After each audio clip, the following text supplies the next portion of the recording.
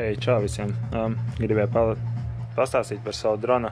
Nezinu, vai Latvijā vispār tādi ir ļoti populāri, bet te jau kādu laiku Anglijā jau ir, Anglijā visā pasaulē teikšu, kā ir. Šis modelis, kas man ir, es nopirku viņu praktiski pirms dažām nedēļām. Lūk, šāds un šis skatās. Tieši šis drons saucās FPV Racing Drone. Viņš ir paštaisīts, taisīts no atsevišķi pirktajām detaļām, un te ļoti daudz darba ieguldīts, lai šādu dronu vispār varētu uztaisīt.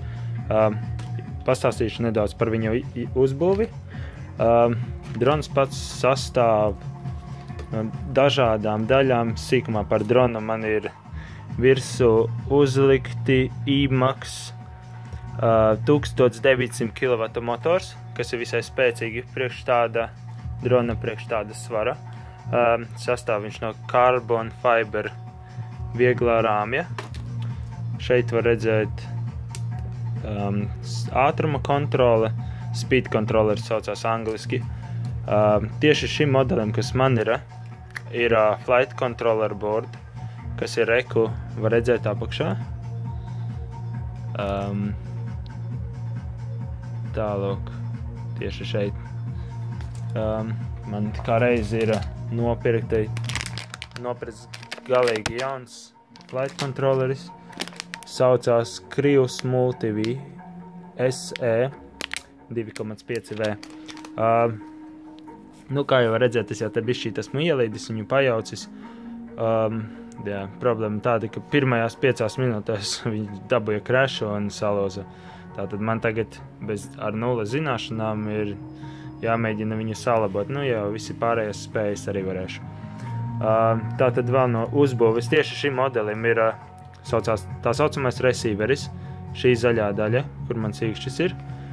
Receiveris atbild par to, lai šī ir mana pults, lai pults uztvertu receiveri un viņam būtu, kā lai pastāsta,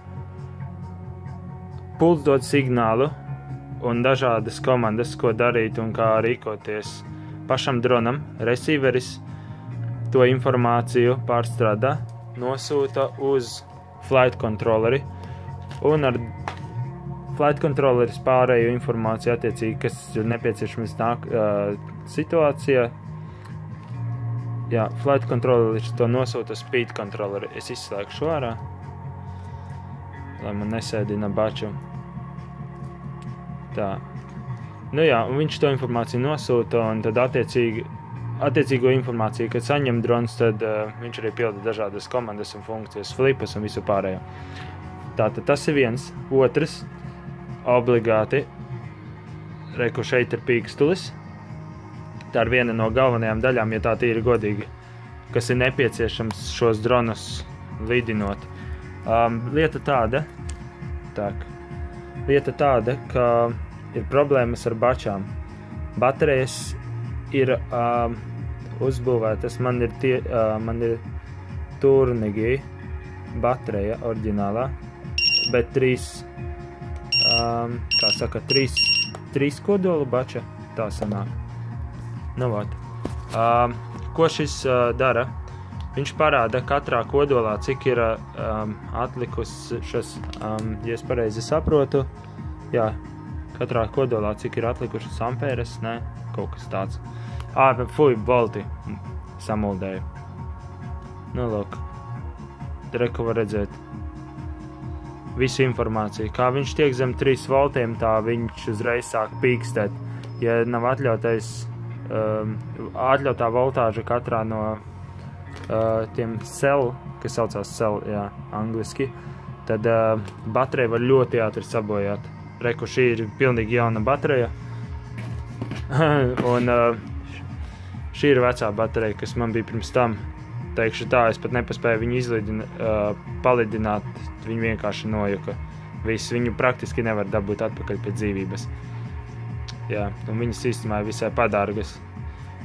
Tad nākamais, kas man te ir. Man ir ekrāns.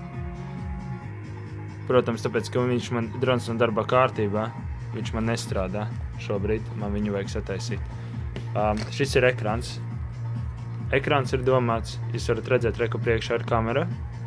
Ekrāns ir domāts tam, tad, kad es lidoju. Šitās brīles es uzvelku uz acīm un es redzu pilnībā, kur es lidoju, ko es daru, un darbības rādījus ir līdz pat 1 kilometram. Pēc statistikas šī pults valk aptuveni 2 kilometrus, no 2 līdz 5 kilometriem, bet tas ir atkarīgs koki un vispārējās lietas mājas, vispārējais. Tā kā signāls varbūt nav īpaši spēcīgs, var brīžiem pazust, un es nezinu, kā tas ietekmē visu pārējo.